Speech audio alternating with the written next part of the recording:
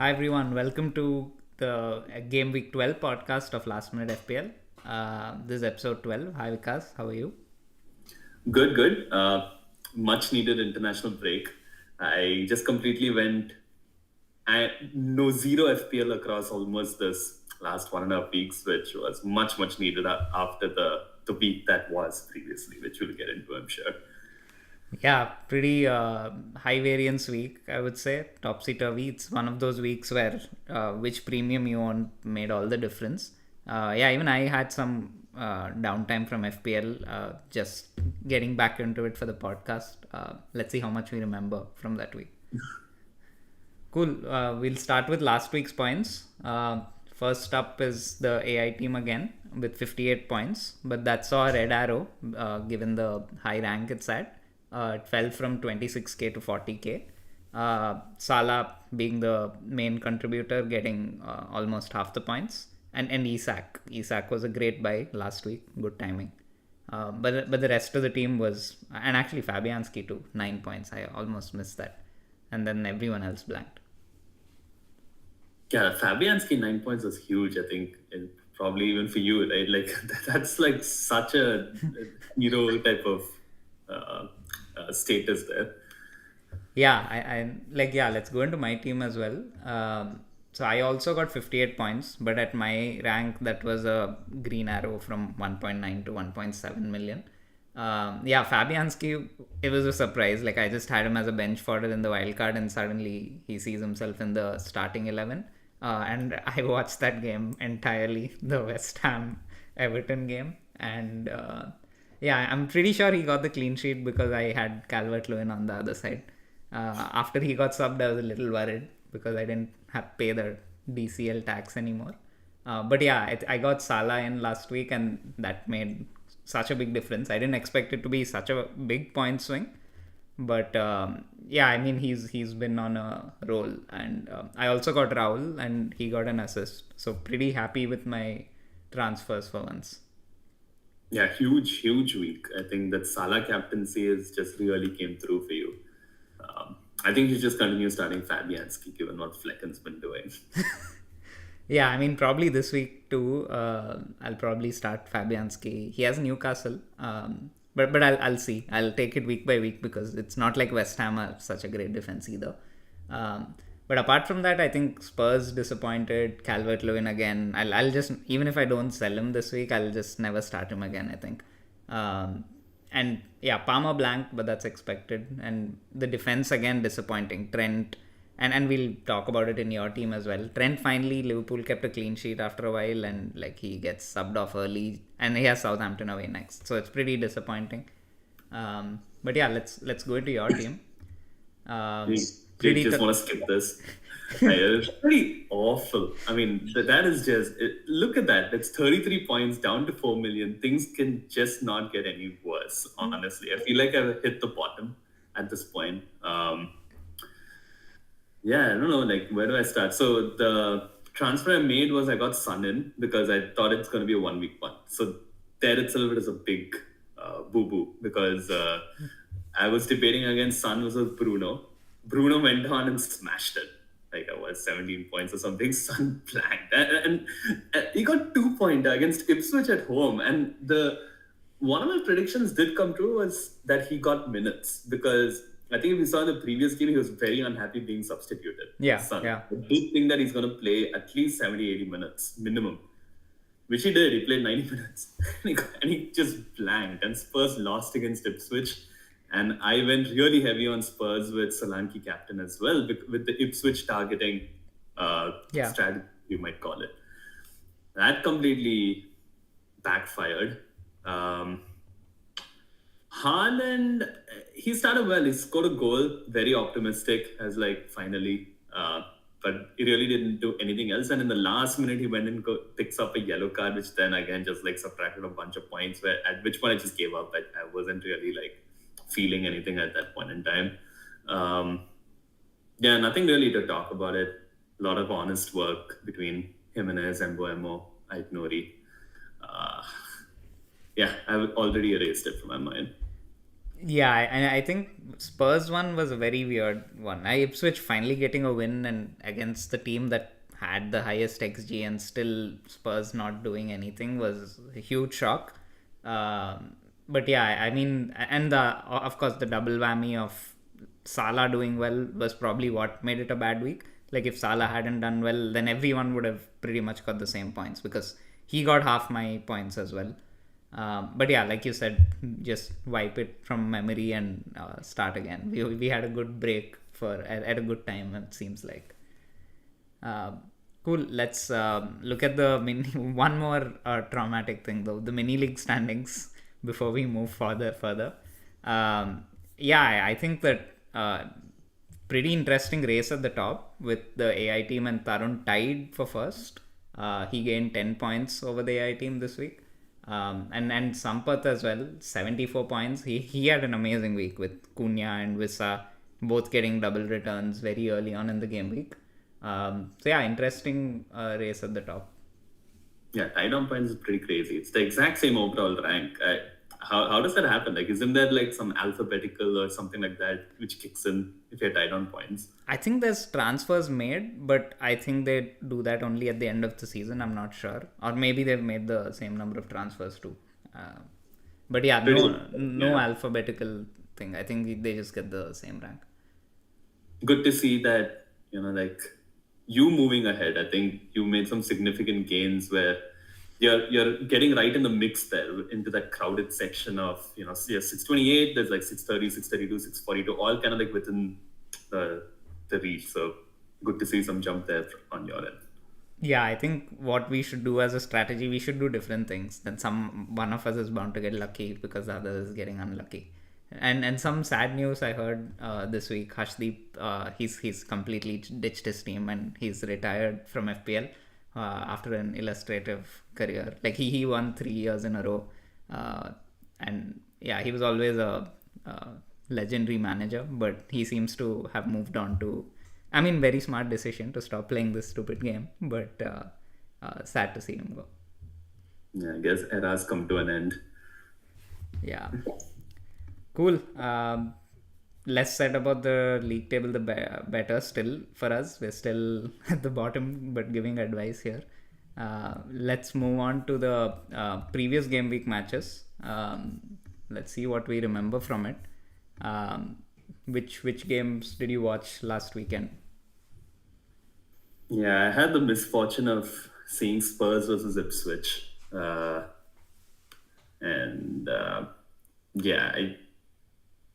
I don't know. Like, I mean, Spurs are not very good. They're a very like Jekyll and Hyde team, which is you kind of know. But I did think that given that they're playing at home, they're pretty strong at home. They luckily score goals. It's not a surprise to me that they lost Ipswich, although you don't really expect that.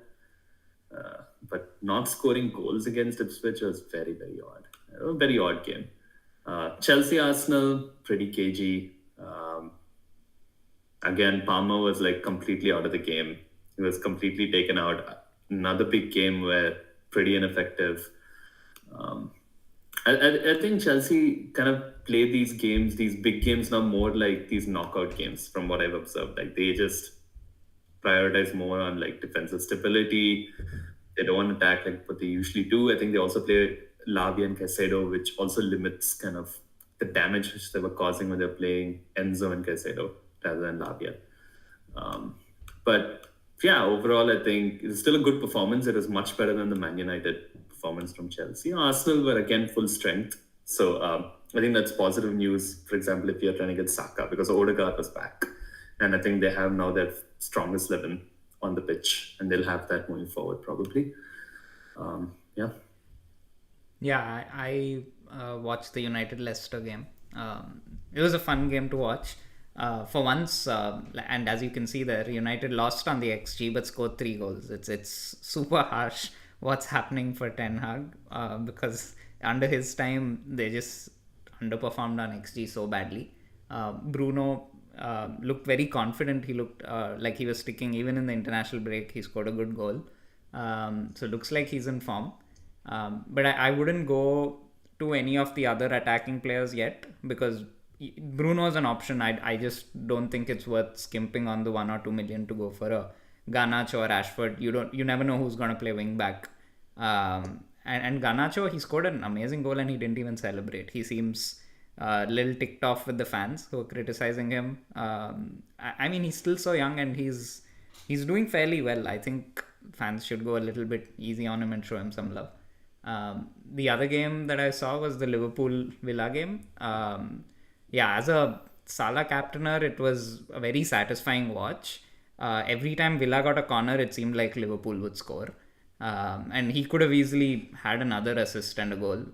If not for Darwin's finishing, he could have had more returns. But yeah, I'm a bit disappointed with Trent getting subbed off. Even though Villa created quite a bit of XG, they didn't really look like they were going to score. But the most important game that I watched, and I definitely want to talk about it, even though it may not be too relevant for FPL, was the West Ham Everton game. Felt like a classic 90s or 2000s Premier League game. Like all the tactics that in all these big teams play is just non-existent. Ashley Young was just blindly crossing the ball. The ball, like there's nothing happening for 20 minutes, but it was fun game to watch as a Fabianski and Calvert-Lewin owner. I think even though Everton dominated the game for like 30 or 40 minutes, they created nothing. Like it was so bizarre to watch. And West Ham, even if they have like 5 or 10 minutes of control, they created a few chances. I think that's the importance of having players who can make the difference, like Bowen. I don't know what he's doing at West Ham, honestly. He should move to some at least a club like Villa or Newcastle where... And West Ham were on the up. It's just this season they've been really, really bad. But they're like a very up and down team. Some seasons they do really well. They're like top 7, top 8, top 10. Yeah, but just very uninspiring way of playing. Like they've always been a club that just switches off for like majority of the season. But yeah, I mean, I think I wouldn't expect Everton to keep clean sheets based on what I saw. But yeah, I was a bit disappointed that I didn't start Mikolenko over Lewis because I was considering that given Lewis's recent rotation. But yeah, that's it with the games that I watched. Is there any other game that you want to talk about? Yeah, I think we have to touch a bit about the Brighton Man City game. I saw part of it in the first half. Haaland, good early goal. City were again pretty uninspiring. I think that's a pattern. We have spoken about this for the past few weeks. They were pretty uninspiring. But at the same time, Haaland got his chances. And I think that's the pattern as well. He's just not in form. But I think he did really well over the international break. He got like 4 goals or something over 2 games. But yeah, Brighton, very interesting to see João Pedro come on and get 2 returns, scored more than DCL since the time he's been out.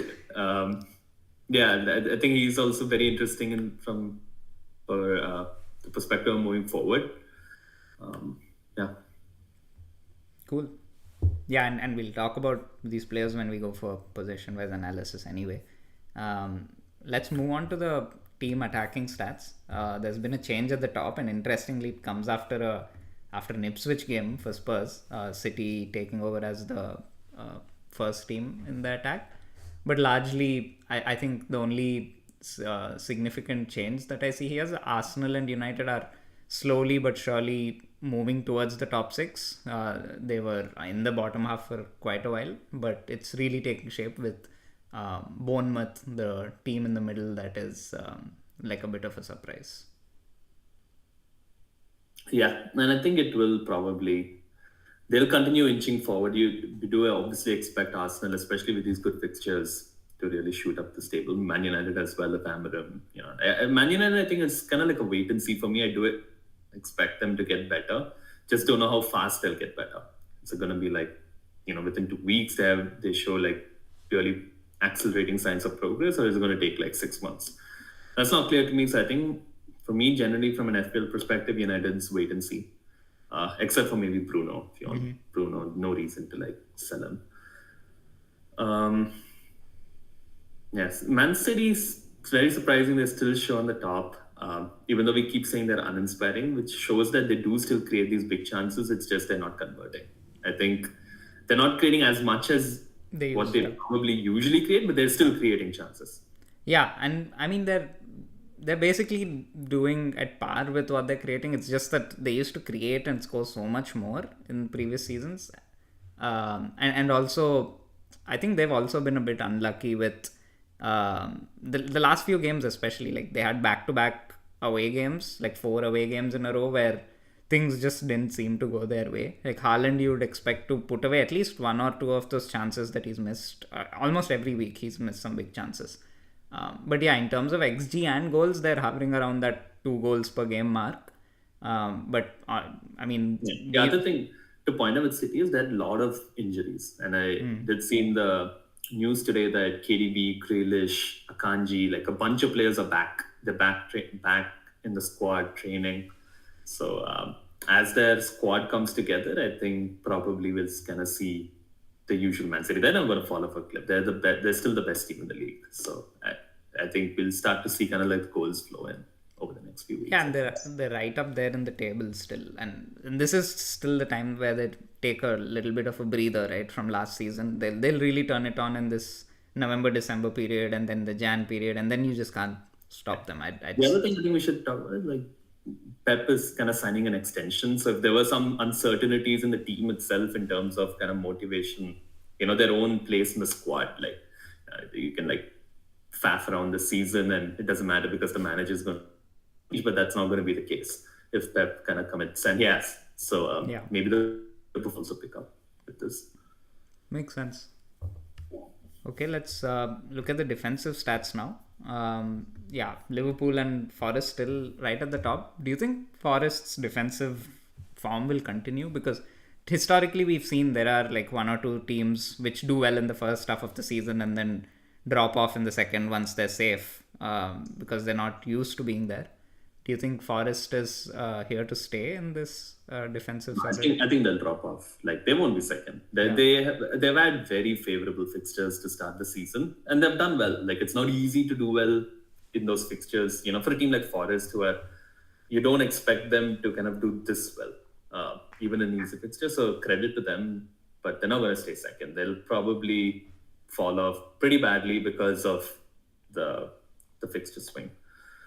So yeah, I mean, I'm not looking to kind of get any Forest players or target them. Yeah, and interesting to see Fulham also steadily rising in this. Like Fulham conceding just 1.1 xg per game is also a surprise, because in my head they're such a defensively porous team historically, but this season they've really tightened it up.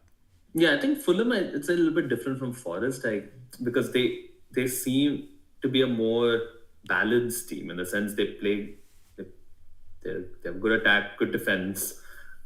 Forest, I think, rely a lot on their defense. So I think generally they're a better team and they might kind of hover around. I think they could finish like top 8 this season, top 10 at least. I don't have that certainty about Forest, for example. I think they could fall out more than Fulham. And the big losers in the past few weeks, City have dropped to 6th in the defensive stats. That's not something you see. Even in previous seasons, if City were conceding every game, it would be the odd chance here and there. But City are behind Spurs, City are behind Fulham and Forest. Is it time to get rid of the defensive assets with the tough fixtures? I'm not convinced because City are such a good team that fixtures is not as much as a factor for teams like City. Like tough fixtures, easy fixtures, they can keep clean sheets even in tough fixtures, except for maybe like a Liverpool away or an Arsenal away. So I'm not convinced that move away, but I am more nervous about players whose position is not secure in the team, like Rico Lewis. Yeah, and I think this week we should really talk about rotation, because that's going to be a big thing. We have like 10 or 11 game weeks in the next 45 days. So it'll be really important to have a deep bench. It'll be really important to have players who are guaranteed starts. So maybe keep Guardiola and maybe Lewis type of players are okay to get rid of. Mm-hmm. Okay, let's look at next game week fixtures.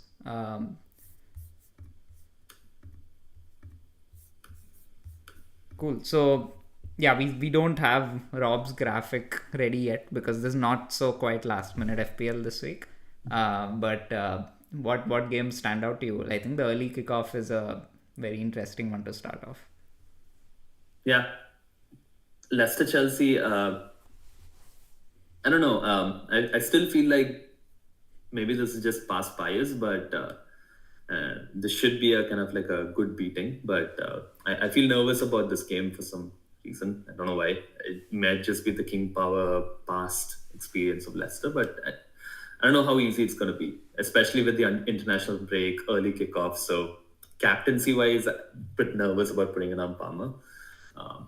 But I do expect a Chelsea win there. The other fixtures that stand out are Man United, Ipswich, Liverpool, Southampton. I think great fixtures for attackers, right? Like Newcastle, West Ham. We have Owen Isak, very strong fixture.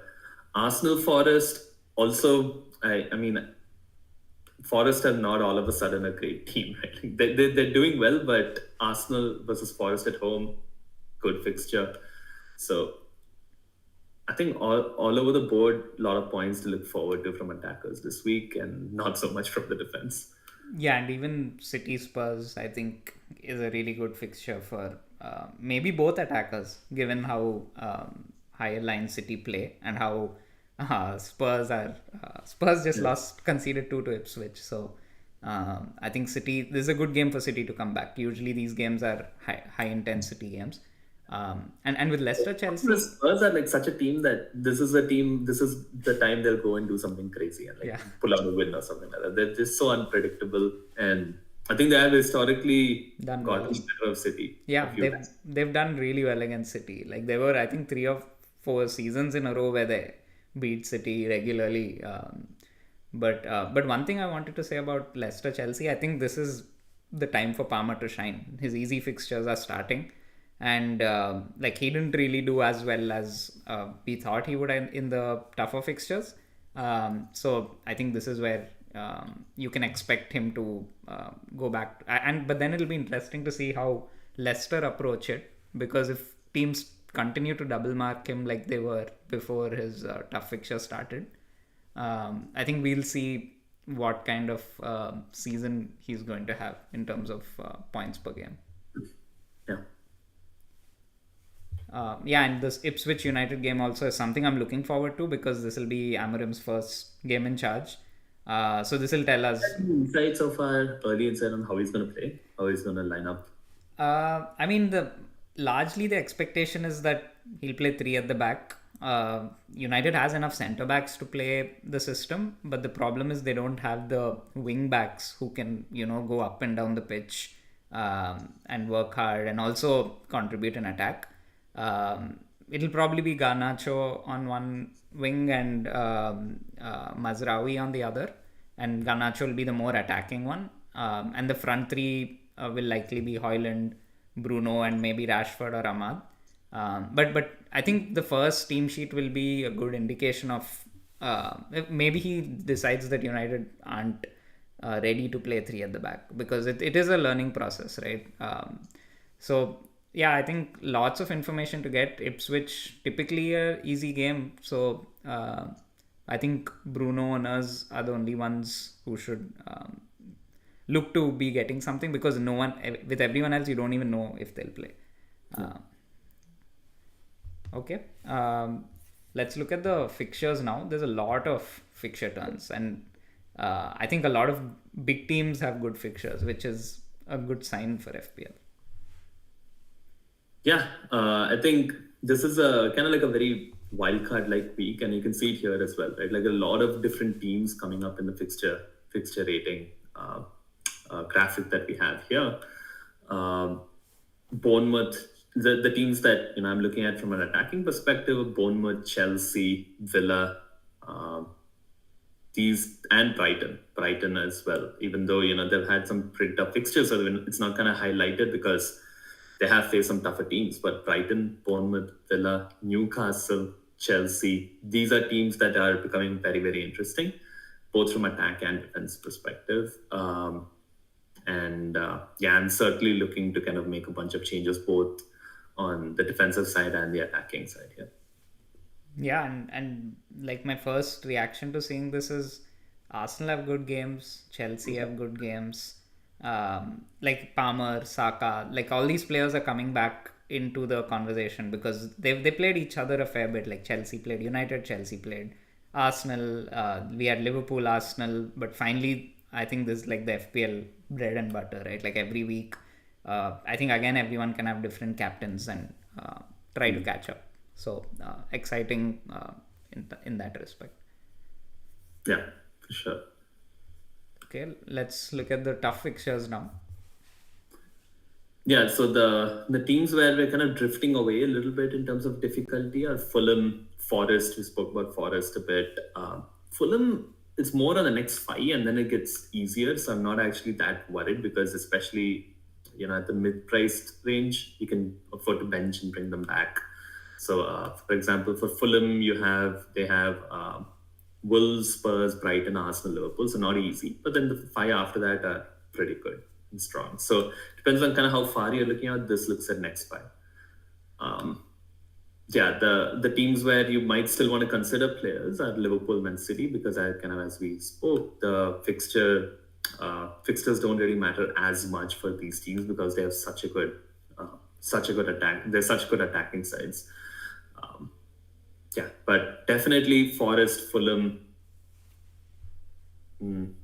teams that I am looking to kind of see whether I can either replace them or have good bench options to cover these players. Yeah, I think Forest have Arsenal next. Then they have an Ipswich game sandwiched in the middle, and I think they play City after that, if I'm not wrong. City and then Man United and then Villa. So I mean, Yeah. pretty terrible. Like Yeah. honestly, I would get rid if I had Forest players. Not so much Fulham. Yes, please get rid of Wood. I'm tired of seeing him score every week. Hopefully, this is the time where people also get rid. So even if he scores, it won't matter. Yeah. What do you think about Man United? Like, I mean, they have Ipswich, Everton, and then they have Arsenal, Forest, City. Yeah. So they are going to go up like in this table over time in terms of difficult fixtures. Yeah, I think with United, for me, it's just one player, Bruno, and if you want to get him now, and then get rid after the Everton game, unless he's shown some great form that tells you that he's worth keeping. I think it's now or you wait till after this entire block of fixtures finishes. Yeah. Yeah, it's pretty interesting to see that Liverpool have done so well this season under Slot. Like, I mean, I look at Liverpool's fixtures and it feels like they can do well against anyone. And it's a bit of a surprise, I have to say, because I thought there'll be some downtime from Klopp, but seems like the club is structured really well. Exact opposite of United. Like whichever manager comes in, them being able to take it up and run with it is a sign of a very well-run club. And I think also shows very positively on Klopp because some managers the team is kind of destroyed once they leave, but he is actually left it in a stronger position. So yeah, really, really envious of how well the club's run. For sure. Okay, let's look at the position-wise analysis now, and there's a lot to talk about. Looks like you're liking a lot of forwards this week. Yeah, yeah. It's essentially while I was going through this, it seemed like there are so many players that they seem like good options over the next few weeks, and that's why I felt like it's kind of like a very good wildcard week if you haven't played the wildcard because there are so many options to choose from. Very interesting to kind of structure, spread the money around, see what you can build type of week. So players that I'm looking at: Cunha, Isaac, Jackson, João Pedro, Watkins. But I also think, if you have Havertz, Vissa, Delap, Evan Nielsen, great fixtures for kind of like all these teams, so worth keeping on. The two players I think spoke about Fulham and Forest. I have Raul and Wood here as players to kind of be careful about, but not necessarily sell because they also don't cost too much money. But if you can swap, say, Wood to a Cunha or João Pedro, if he's starting, then worth considering. Sell Sasank because I think he's a little more expensive and I can spread that fund around to get one of the forwards listed here. So does this mean, given that you've listed so many forwards, that you're going to think about selling Haaland because he's the one you haven't mentioned? Yeah, I don't know what to do with him. That's why I've not put him here. But I'm keeping him. I'm not selling him. I'm keeping him. I feel like I've laid in a better thorns with Haaland. I'm stuck to it, bleeding badly. Just hopeful that it becomes a better roses through some magic. Yeah, and I mean, what better player to expect that from than Haaland? Like, if you look at the statistics still, his XG's head and shoulders above everyone else. Yeah, Like, it's 1.5, 1.05, and Yeah. look at Salah, Palmer, they're like 0.7, 0.6. So great statistics. I expect City to improve with players coming back. They can't be so bad for so long in terms of generally how they play and the number of chances they create. So, and Haaland is not going to miss big chances continuously. No way is that happening. So I do expect that, it's just a question of when. And given that a lot of people are moving away from him, and I've been beaten up pretty hard by owning him, it feels like I just have to wait this out because he's the way for me to kind of climb some ranks. yeah, I agree with you. In your position, I would keep Haaland too, because if at this moment you switch Haaland to, suppose you switch him to Salah, you'll end up with the similar teams to the ones you're chasing. So, and there's no better trump card than Haaland. And since there are a lot of budget options, like look at the list of budget forwards and midfielders that we have. It's all about identifying those for you to make up the mid-price players. So for me, I think pretty much my buys are a subset of yours. But one player I want to have some caveat on is Joao Pedro. He was named as one of the most influential players in the dressing room, like very strong praise. But he is coming back from a long injury and they have a lot of options. So it could be another couple of weeks before he's fully integrated into the team. But those words make me feel like he is going to be that player, even in the congestion of December. And he's cheap, so you can always bench him. In keep, With you. And I think even over the next 3 weeks, if you see, Brighton have Bournemouth away, Fulham away in the next three. It's not fixtures that you definitely need him for. But after that, it's amazing. Like he has like Leicester, Crystal Palace, and the list goes on. Game week, So worth playing. Yeah. Game week 15 onwards, it just gets really good for Brighton. And in keep I have Watkins. Because the fixtures are still really good for Villa. He is at an awkward price, and I don't think he's justifying it this season given the other options. But if you already have him, I think it's a good differential to keep because not many. I think he could really go off. He has Crystal Palace at home, Brentford at home, and Southampton at home in the next four. Yeah, and he could really go off in those fixtures. Yeah, which is why I didn't put him in buy, just because there are so many players who are cheaper who you could go for, and if you want to have like a star-studded midfield, but he's not a bad player to get in. I think I would honestly target him over Isak, mainly because one, again, just lesser owned, maybe slightly more expensive, also much better fixtures. Although Isak also has good fixtures, but I just can't look past like 3 home games in the next 4. Isak has two home games in the next 4, out of which 1 is Liverpool. So still decent. Isak is a decent option, but Watkins can be very explosive. Yeah, and I think he's the kind of player you should also be looking at in case the price allows you. These are the players that other teams will look at and be scared of. Because Watkins typically gets these braces under the radar. No one really thinks about it just because he's not so highly owned. In avoid, I have Wood for the same reasons. Also, I think it's time for me to put him back in avoid and discourage people a bit because I'm tired of him causing rank drops. And in sell, I have Solanke, Haaland, and Calvert-Lewin. Solanke, just because the fixture is City away, and he's just been so confusing, honestly. Like last week, we were so gung-ho about him because of the Ipswich game, and I don't think it was a bad decision at all. Like for me, it was very close. Like whether to like if I didn't bring Salah in, I would have captained Solanke too. And I think he will still do well. His XGI is still 0.68 per game, and he's scoring 0.67, which is perfectly okay for his price. It's just you don't know when that's going to happen. If Spurs are being so unreliable. Calvert-Lewin, less said the better. He looked terrible. I think it's only a matter of time before he loses his spot in the team. So even if you have him, like that two-pointer itself is not a guarantee anymore, I think.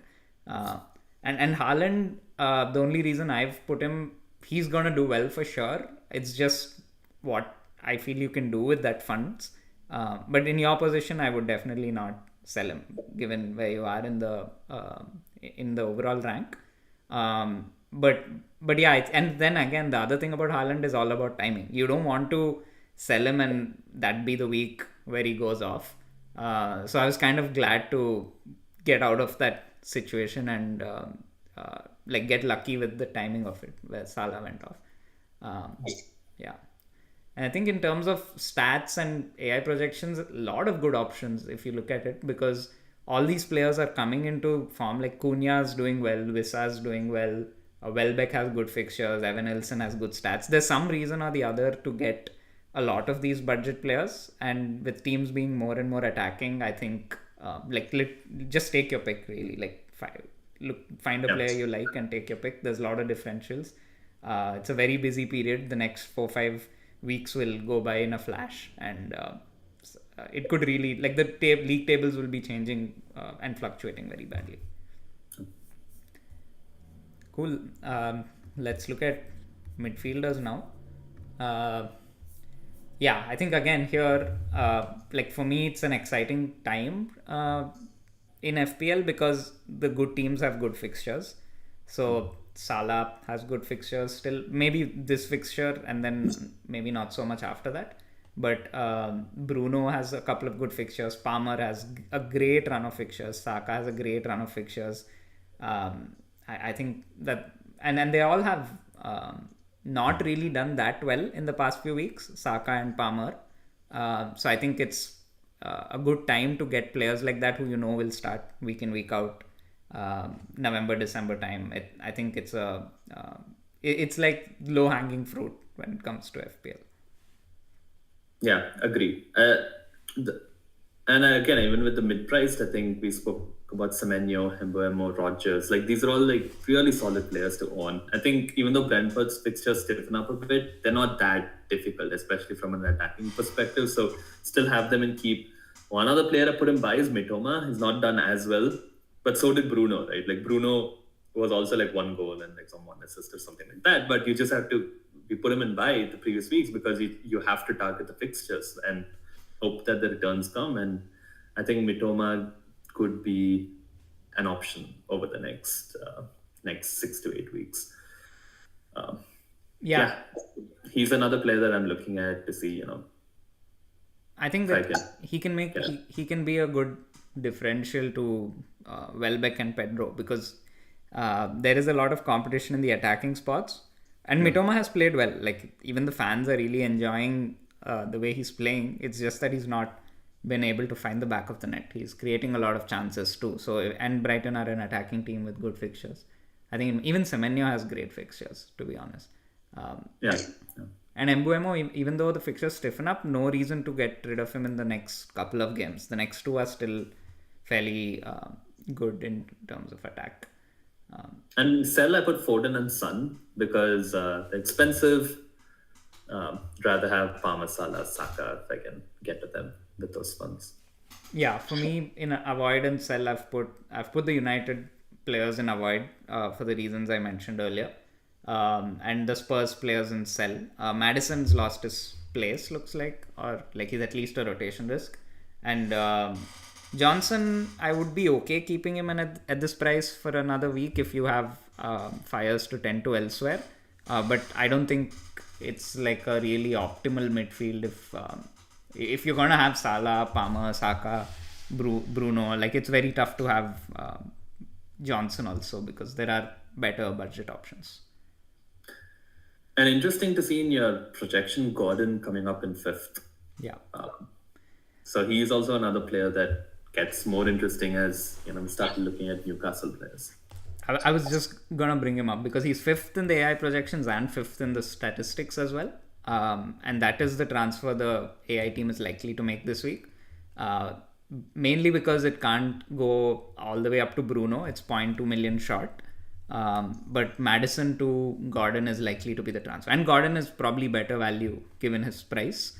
So even though there'll be some money left in the bank, maybe it can use it next week. I rate Gordon and Newcastle attack highly. And the same fixtures as Isak, right? With an extra point for goal, extra clean sheet points.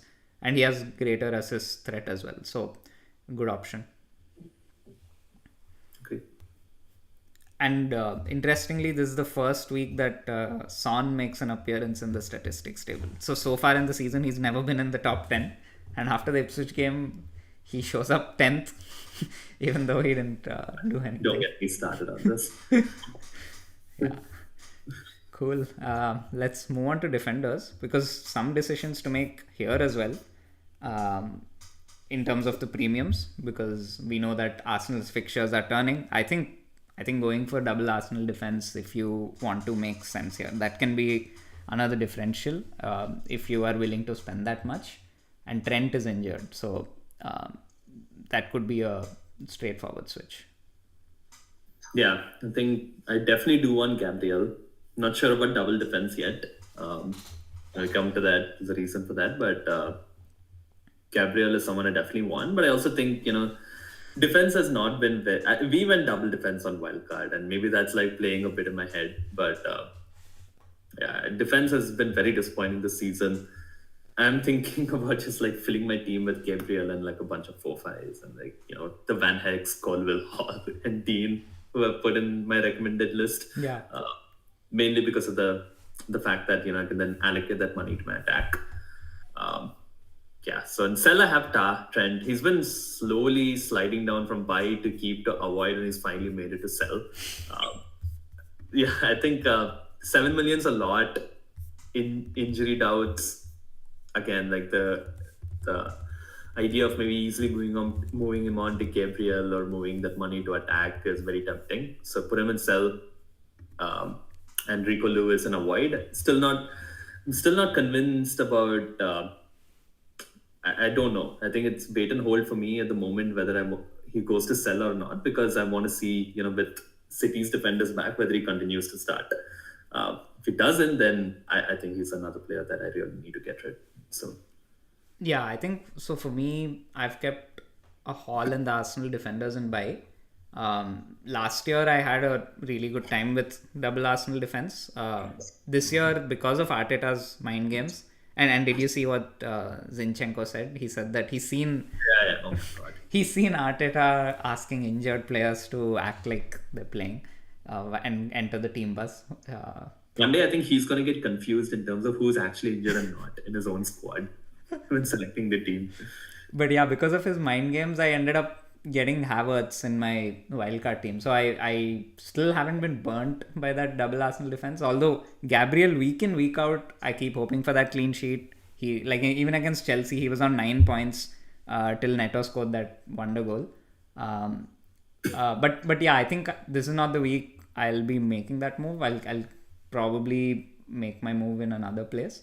But Guardiola I've kept in keep. Of course, if you have a spare transfer and you want to get rid of him, go ahead and do it. But I think transfers are better spent elsewhere, and City should be doing well soon.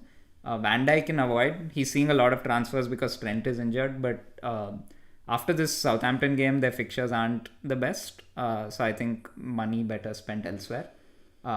Lewis I do have in sell. I think given the fixture congestion, I don't want to have that headache of do I bench him? Do I start him? Is he in the starting lineup? Even last week, I was very close to benching him for Mykolenko.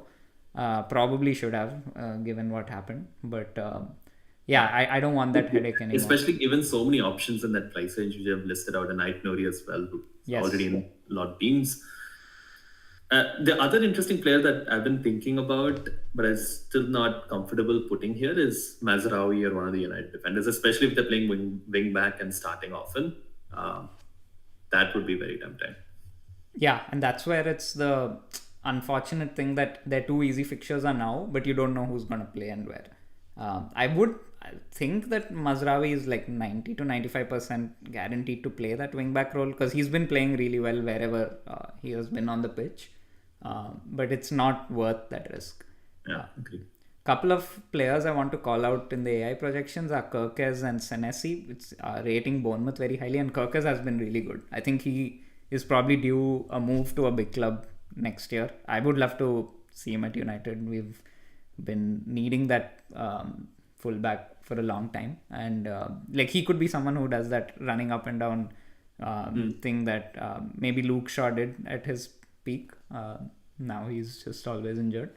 And the other player is Luca Dean, who you mentioned as well, and he's showing up very highly on the statistics chart. So I think those two I just wanted to call out. Yeah, good to see Hall also there in the projections. Given his price, really good player to target. Yeah, I think that's where my Lewis position is likely to go to. Maybe this week, maybe not, but he's someone I'm keeping an eye on.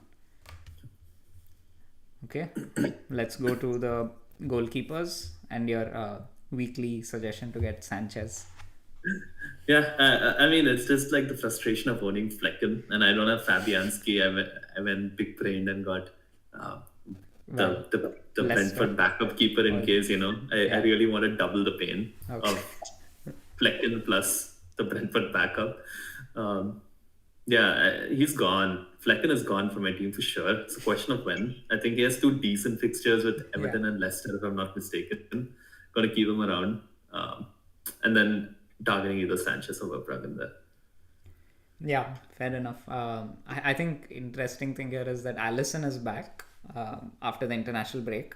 I just really wish Trent was in the squad for the Southampton game. That would have been amazing. But with Alisson back, and I think Raya's also on the table now, given Arsenal's fixture turn. So maybe there is a scope for spending 5.5. But also Chelsea has good run of games, so Sanchez. Yeah, I think that's where I'm leaning Sanchez because Bruggen could become another Flecken situation.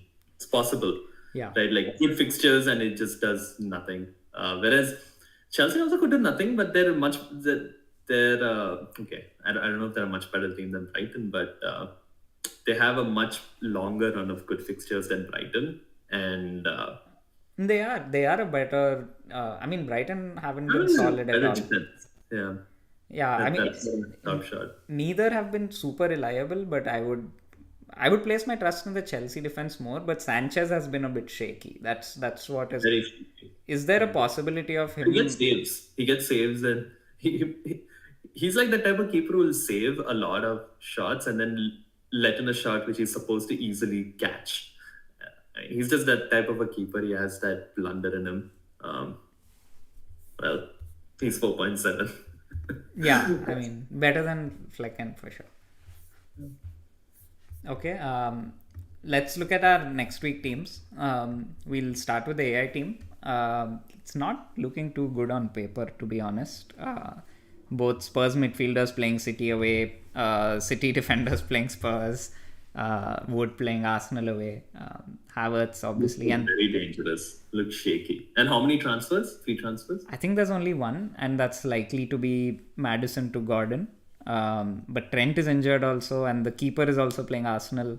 Probably Mikalenko will come on for Trent, and I have to check if maybe Rodgers is probably gonna play ahead of someone. I have to check that. But Palmer is the captain. Interesting. Over Salah.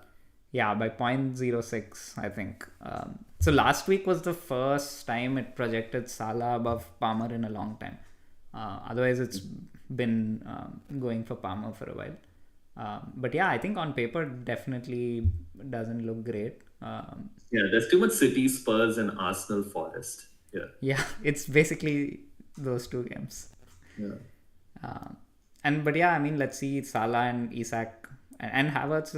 I think could do well, but at least from a human perspective, this doesn't seem great.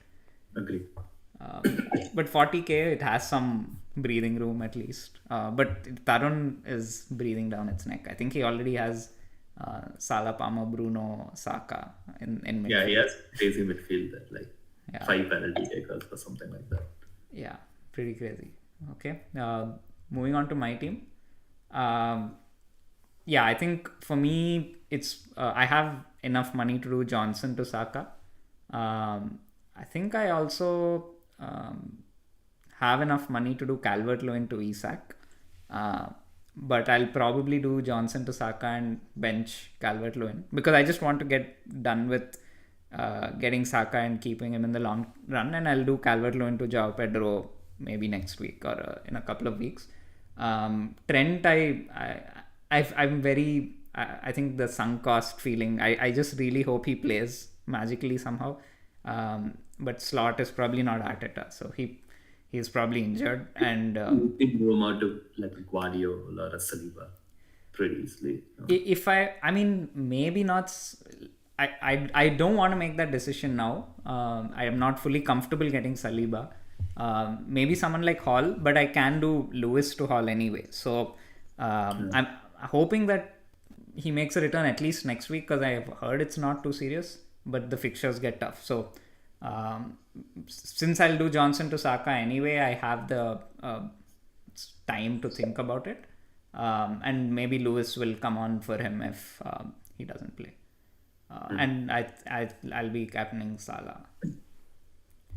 Nice. This team looks strong for the week. Pretty strong. Are you going to bench Lewis over Mikalenko? I think so because I think Spurs are an attacking team and also Lewis, there is always that percentage probability that he may not start. And also I watched the Everton game and they have this uncanny ability to make a game very boring and dry. And Mikalenko actually is pretty attacking. I didn't know that. I didn't even know he was a fullback. Shows how much I know about some of the players who are on my team. But I wouldn't trust in their defense for a clean sheet because they have like super brain fart moments where they just suddenly give 2 or 3 huge chances.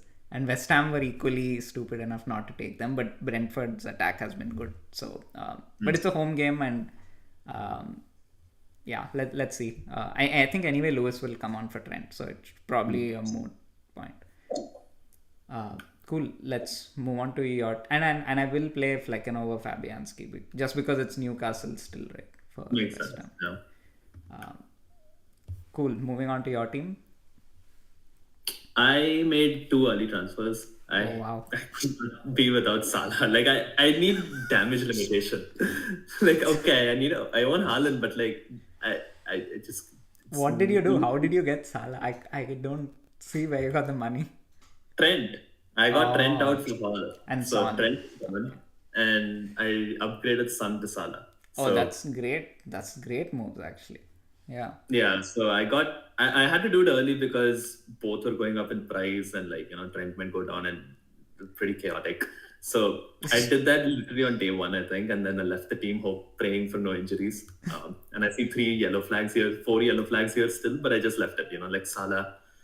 No, I think need- these are just international break yellow flags. I think, especially Palmer. But I mean, you definitely thought of FPL. You didn't like fully switch off after the game. Yeah, it was day 1. It literally, as the games ended, I think on day 1, as the games are ending, I saw that Salah was going up in Yeah. price immediately because everyone's getting him after his points. Yeah. And probably like frustrated and getting rid of Haaland. So I made that transfer and then I left it. I think this is a great move because you are not only keeping Salah and covering his points, but you still have the Haaland differential. Yeah. So that's And like that's a my hope. win-win. And I think the one player I can't have now moving forward is Saka, but I don't think people are going to captain Saka, right? I just thought who is the biggest danger? It's like Salah because people are going to captain him a few weeks down the road. Yeah, I think this is good Feeling insurance. better against Saka, yeah.